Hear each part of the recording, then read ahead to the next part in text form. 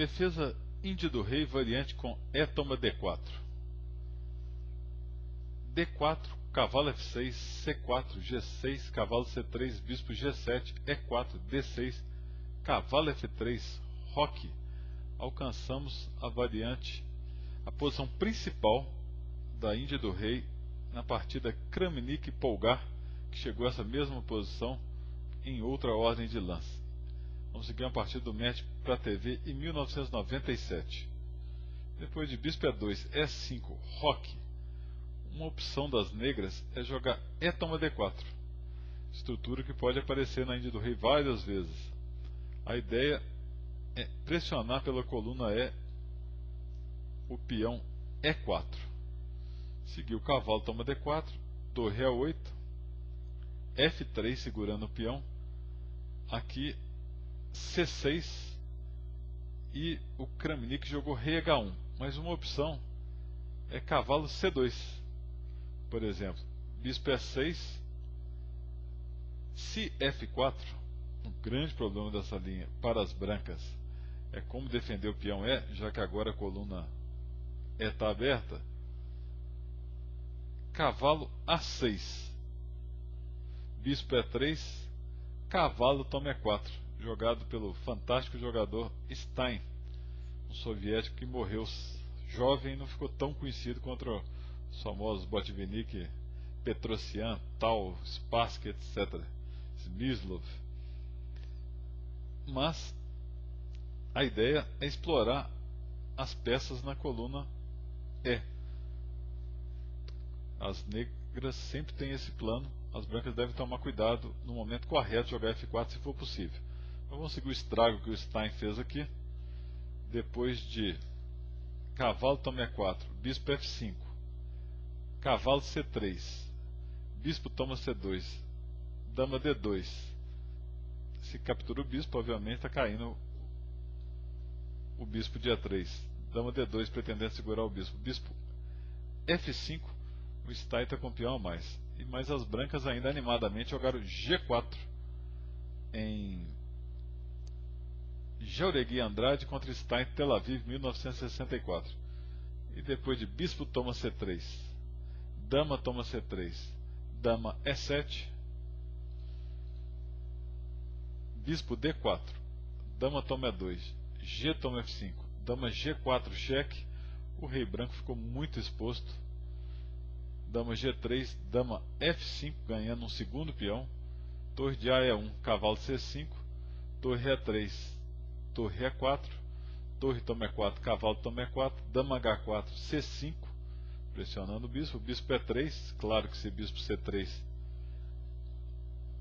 as negras eliminariam o bispo, ficando com dois peões a troco de nada. Bispo E3, torre A8, B3, cavalo F6, bispo D2, dama G4 cheque. Depois da troca das damas, as brancas não têm mais esperança de ataque e abandonaram a partida. O Kramnik seguiu rei H1, depois de cavalo de BD7,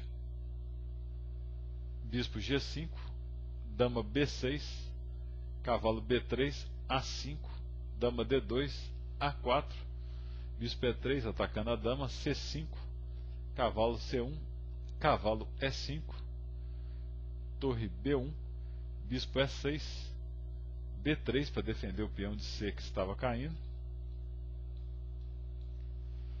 A toma B3, A toma B3, dama A5, torre D1, tudo teórico, e as possibilidades são iguais. Apesar do peão D6, as negras têm um jogo bem ativo, a pressão na ala da dama é muito desagradável. A teoria considera essa posição igual, embora o jogo das negras seja um pouquinho mais difícil, porque em muitas linhas tem que jogar com o peão a menos. Torre de E8, cavalo B5, dama toma D2 seguiu, torre toma D2, cavalo E8, cavalo E2, F5,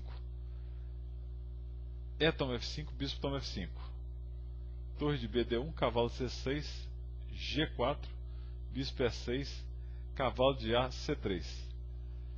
As negras agora estão muito apertadas. O forte programa de xadrez híbrido joga aqui bispo toma C3. mas trocar esse bispo não é de agrado de todos os jogadores da Índia do Rei.